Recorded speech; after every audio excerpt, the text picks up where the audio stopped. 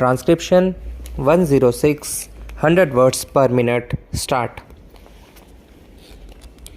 Before the Joint Select Committee, as also in the Lok Sabha, very strong arguments were advanced and it was said that something more should be done than what had been proposed at present in the case of linguistic minorities. This they wanted done by the insertion of a particular provision in the Constitution.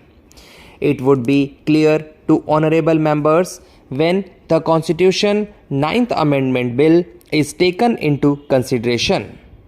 The States Reorganization Commission have also dealt with this question and have suggested that the minorities should not be allowed to develop a separatist tendency. They should not ask for a state within a state or something else incompatible with their citizenship of that particular state. Still, it is essential, especially where there are linguistic minorities, that some proper safeguards should be evolved. For that purpose, certain provisions have to be included in the Constitution. Now, some members of the Joint Select Committee in particular were not happy. They desired that something more should be done, and in particular they were anxious that these safeguards should be statutorily recognized, that is, either they should be placed in the States Reorganization Bill itself or in the Constitution. That question was considered by the Home Ministry, and we have already sent out to the various state governments a circular, a copy of which was placed before the Joint Select Committee. This circular has been published along with the report of the Joint Select Committee.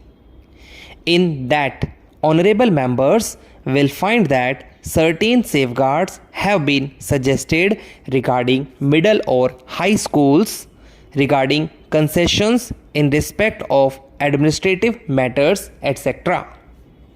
It was suggested that the governor ought to have some powers of making inquiries into these matters.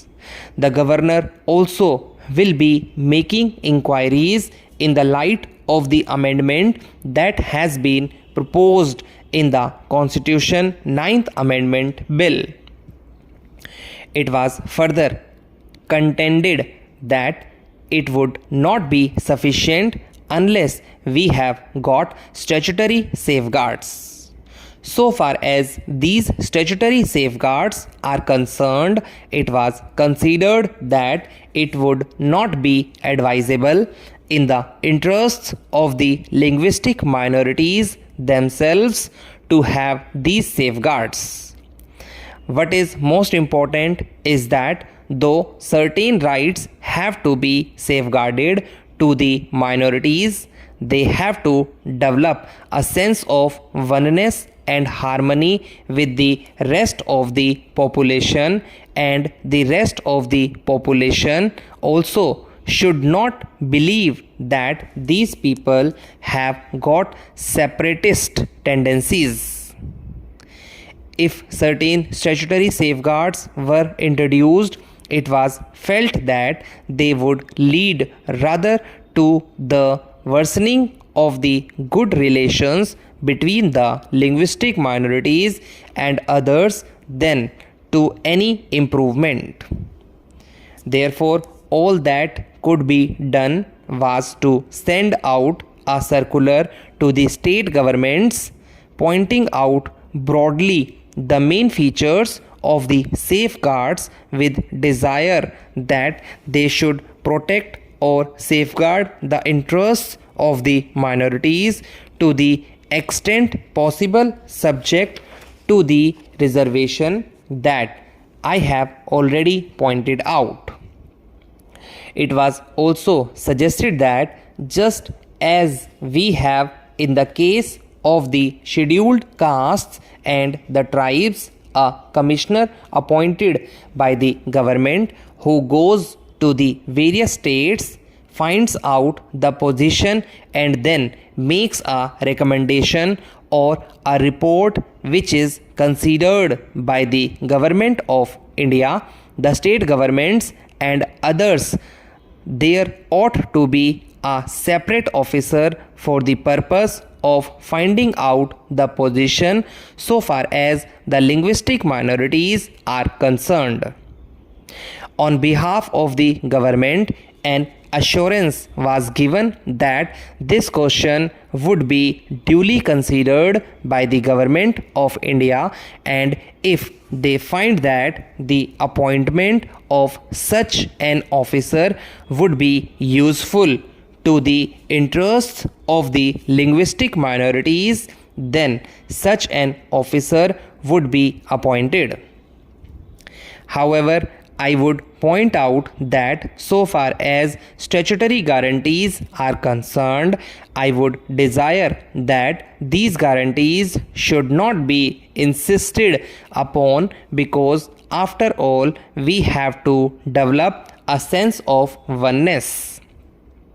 In any state and every state there are bound to be linguistic minorities, and their attempt ought to be to completely harmonize themselves with the majority community.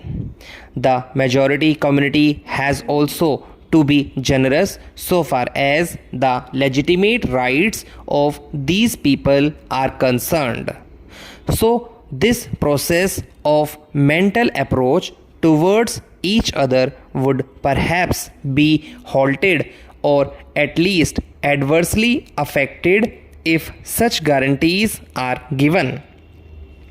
We would then think more and more of the guarantees and of the enforcement of these guarantees through the courts of law or otherwise. This will result in the relations getting embittered and will be harmful to the ultimate interests of the nation. This is what might be found to a certain extent in the State Reorganization Bill. This question will be considered at a great length when the Constitution 9th Amendment Bill comes before the House for consideration.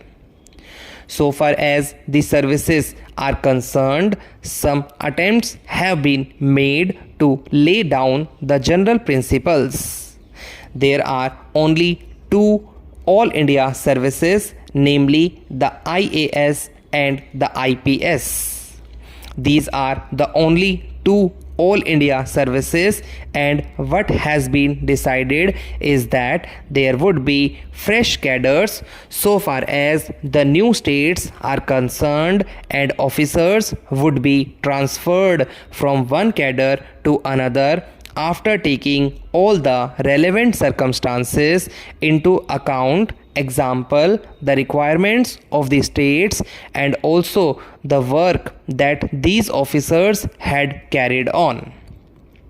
That process would be completed after the work is started. The work has to go on and the process would be complete as early as possible.